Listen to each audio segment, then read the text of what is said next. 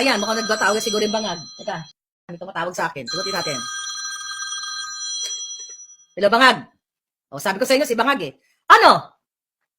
Ano sabi mo? Titigil ang nga bells ko? At ang hindi ako titigil. Bakit mo hinayaang matsugi ang ating kababayan? Katatapos mo lang sumingot. So, hindi mo alam ginawa mo. O, ang kapal din talaga ng pagmumukha mo, no? Ano? Magkano? Walang kabayaran. Walang kabayaran ang aking pakikipaglaban. At hindi mo matatakasan ang iyong kasamaan kasama ang iyong pamilyang bangag. Ang kapal ng pagmumukha mo. Nakuha mo pang tumawag. Okay. So, kasama mo yung mga media. Salaw. Magkano binigay mong payola? Okay. Sinalaksakan mo yung Kipayla Boom? Walang kapatawaran ang ginagawa mong hinayupa ka. Sabi niya, mga kababayan, mga palangga, wala na daw paggawa ang Pilipino. Kasi hawak ninyo. Hawak nyo sa liig kasi nababayaran nyo ang lahat. Alam namin yan. Pero darating ang panahon, narating ang panahon kayo ni Lisa Tanas, pagbabayaran kayo ng taong bayan, 10 na mga angkan ninyo, mga kabataan. Bye! Reset.